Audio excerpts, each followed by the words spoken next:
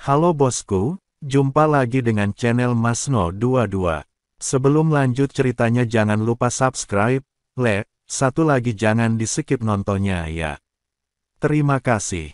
Orang ini berani datang, kita temui saja dia. Ketika Hyun Bin mendengar ini, dia langsung marah. Ketiga orang yang baru saja menerobos sekarang berada di alam transformasi abadi. Bersama-sama, mereka dapat bersaing dengan 10 master istana. Untuk apa lagi dia ke sini? Chen Ping mengerutkan kening. Dia telah berjanji pada Yun Li bahwa dia tidak akan membunuh penguasa istana ke-10. Sekarang penguasa istana ke-10 berani datang. Apakah dia tidak melihat bagaimana Huo Ming meninggal? Jangan khawatir, berlatihlah dengan giat. Aku akan bertemu dengan 10 master istana. Chen Ping takut Xuan Bin dan yang lainnya akan bergabung dengan 10 penguasa istana dalam pertarungan. Jika dia secara tidak sengaja membunuh 10 penguasa istana, dia tidak akan bisa menjelaskannya kepada Yun Li. Chen Ping mengikuti Xiao Yuanshan ke perbatasan dinasti Xiao. 10 penguasa istana tidak berani memasuki dinasti Xiao begitu saja. Melihat Chen Ping datang, Master Istana ke-10 ingin melangkah maju, tetapi ragu-ragu sejenak. Pada saat ini, dia tidak berani melangkah ke wilayah dinasti Xiao begitu saja. Apa lagi yang kamu lakukan di sini?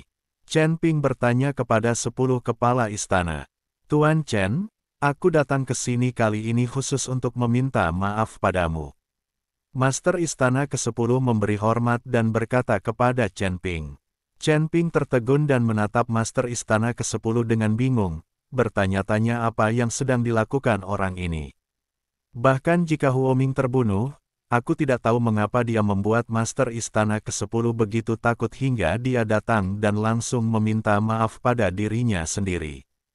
Lagi pula, di luar dinasti Xiao, kekuatan orang-orang seperti Chen Ping masih belum cukup untuk bersaing dengan 10 istana. Apa yang kau coba lakukan? Katakan saja terus terang. Kalau kau ingin membunuhku, aku siap membantumu kapan saja, tidak perlu main-main. Chen Ping mengira bahwa 10 kepala istana ingin menipunya untuk keluar dari dinasti Xiao. Tuan Chen, saya benar-benar datang ke sini untuk meminta maaf. Saya harap Anda bisa memaafkan saya, kata penguasa istana ke-10 dengan tulus. Tuan Chen, jangan mudah percaya pada orang ini. Xiao Yuanshan mengingatkan dari samping. Melihat ini, penguasa 10 istana melemparkan semua kantong penyimpanan yang telah dikumpulkannya di depan Chen Ping. Ini semua sumber daya yang telah saya kumpulkan dari 10 istana, dan saya memberikan semuanya kepada Tuan Chen. Saya harap Tuan Chen bisa berbelas kasihan dan memaafkan saya. Saya bersedia mengikuti Tuan Chen. Chen Ping melihat tas penyimpanan di depannya dan langsung sangat terkejut, terutama saat melihat tas penyimpanan yang sangat istimewa dengan tanda khusus. Chen Ping mengambilnya dan melihatnya. Ketika melihatnya, Chen Ping benar-benar menemukan bahwa ada 200.000 batu peri di tas penyimpanan ini, dan sumber daya lainnya yang tak terhitung jumlahnya. Sial, Chen Ping bingung. Ini adalah tas penyimpanan Master Istana ke-9. Dia memiliki banyak sumber daya, dan dia memberikan semuanya kepada Tuan Chen. Melihat ini, 10 kepala istana buru-buru bicara. Tuan Istana ke-9, Chen Ping tercengang, kau membunuh Tuan Istana ke-9. Lagi pula, jika Master Istana ke-9 masih hidup, mustahil baginya untuk menyumbangkan tas penyimpanannya. Tidak, aku tidak punya kemampuan untuk membunuhnya. Master di balik Tuan Chen lah yang membunuhnya. 10 kepala istana melambaikan tangan mereka berulang kali. Maksudmu Tuan Si? Wajah Chen Ping penuh dengan keterkejutan. Ya, itu benar Tuan Si.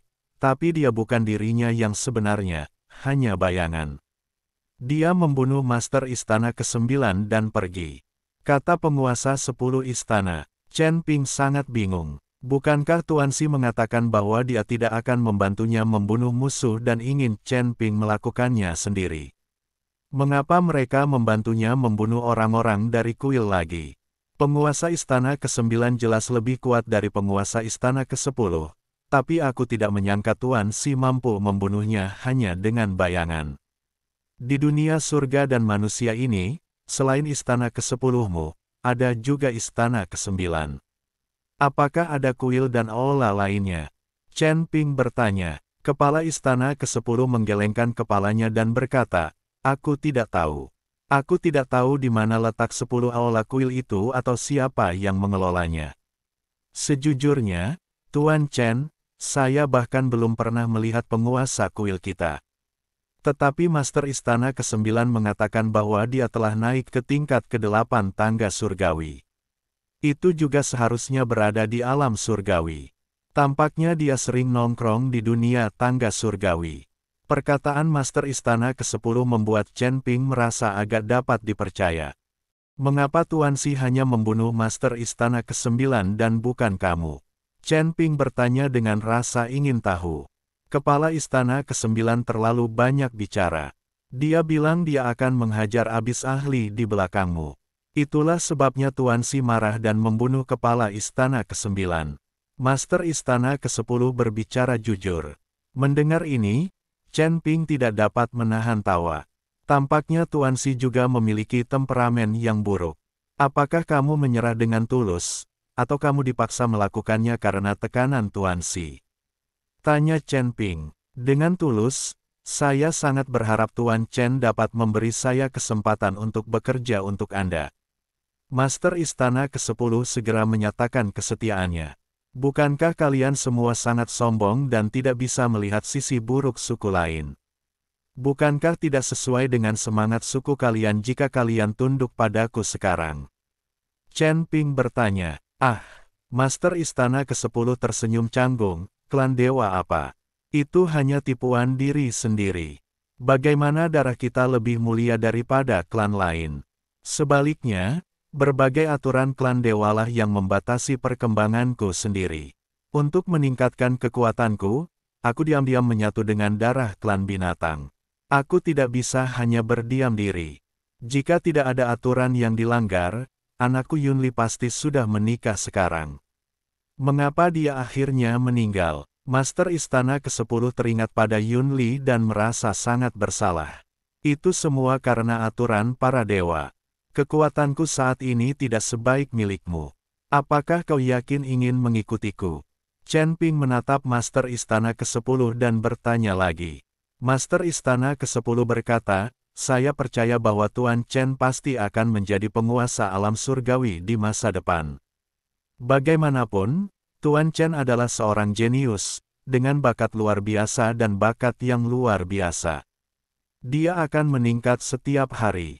Alam surgawi. Mendengar ini, Chen Ping segera melambaikan tangannya untuk menyelam Master Istana ke-10. Baiklah, jangan menyanjungku lagi, katakan saja kalau kamu takut mati.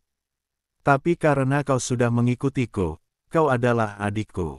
Aku tidak bisa membiarkanmu membayar begitu banyak sumber daya tanpa hasil. Aku akan memberimu hadiah. Apa yang harus diberikan? Master Istana ke-10 memiliki ekspresi penuh harap di wajahnya. Dia tidak tahu harta langka apa yang akan diberikan Chen Ping padanya. Ikutlah denganku, Chen Ping melambaikan tangan kepada 10 kepala istana. Penguasa istana ke-10 hendak melangkah maju, tetapi segera menarik kembali langkahnya. Dia sekarang tidak berani melangkah ke wilayah dinasti Xiao. Chen Ping tersenyum, baiklah, tidak apa-apa. Selama kamu tidak punya niat buruk, kamu tidak akan diserang.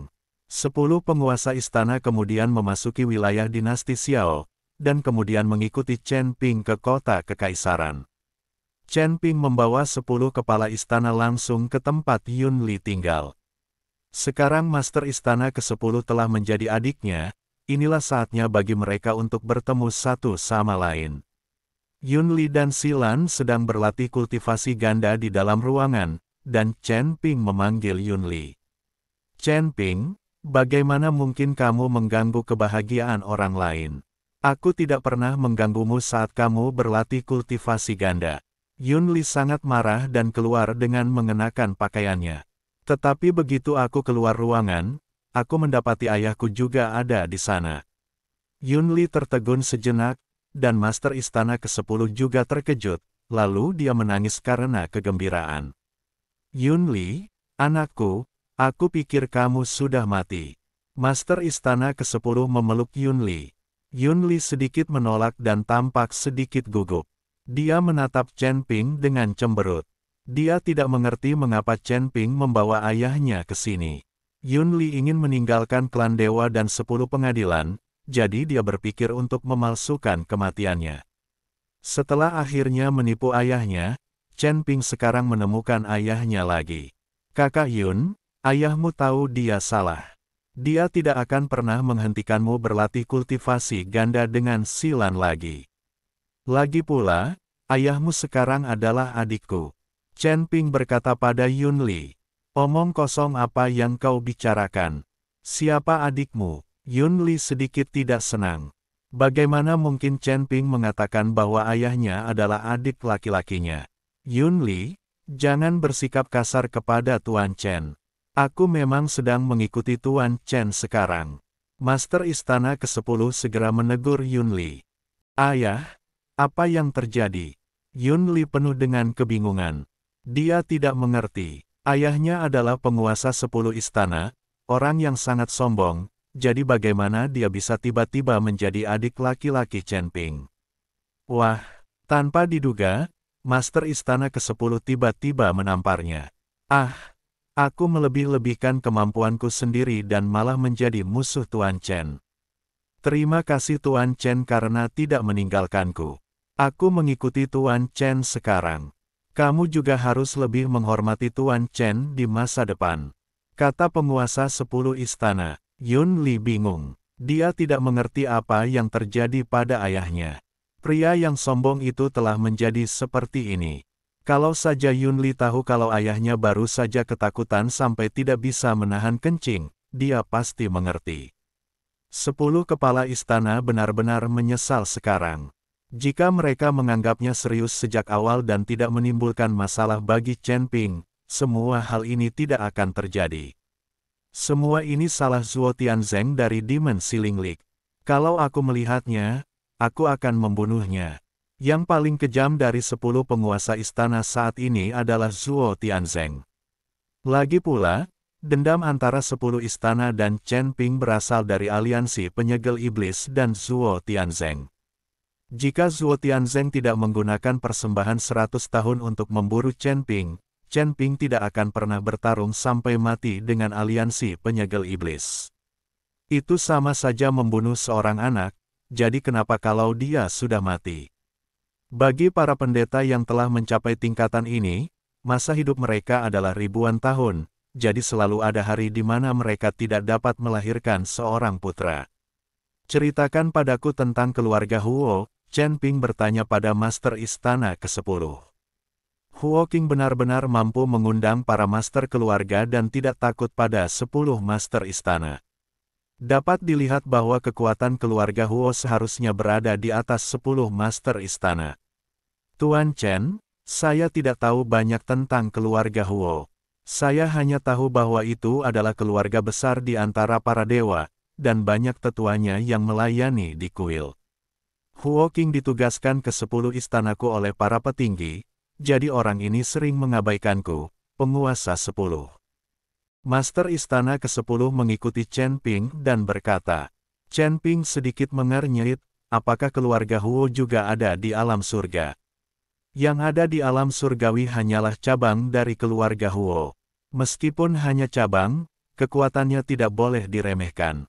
Yang terpenting adalah keluarga Huo menempati tanah Huoang di alam surga. Menempati tempat ini sama saja dengan mengendalikan tangga menuju surga.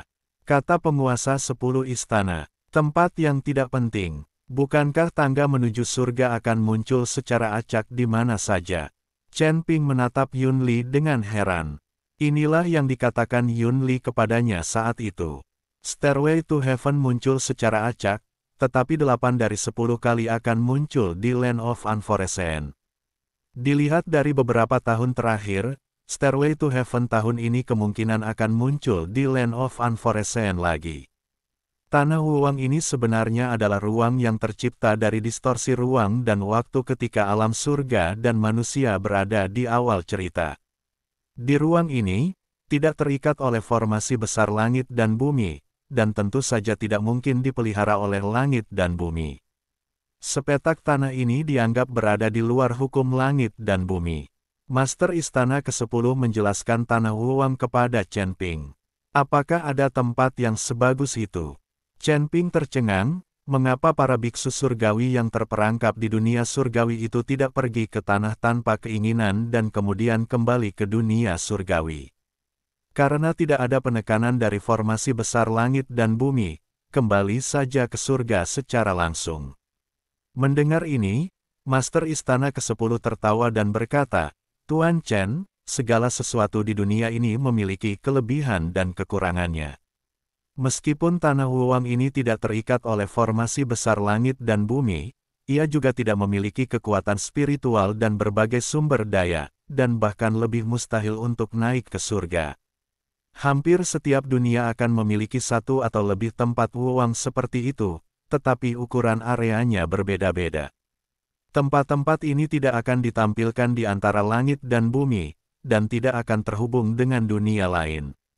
Para kultivator alam surgawi dapat naik ke alam surga karena ada lorong yang menghubungkan alam surga dengan alam surgawi. Namun, tanah tanpa takdir hanya terhubung dengan dunianya sendiri dan sama sekali tidak terhubung dengan dunia lain. Jadi meskipun tidak ada formasi langit dan bumi yang menahan mereka, itu hanyalah mimpi yang bodoh bagi para kultivator yang terjebak di surga untuk kembali ke surga melalui tanah kepolosan. Terlebih lagi, tidak ada sumber daya di Tanah Wuwang. Bagaimana kita bisa berlatih dan bertahan hidup? Perkataan 10 penguasa istana membuat Chen Ping merasa mendapat banyak manfaat.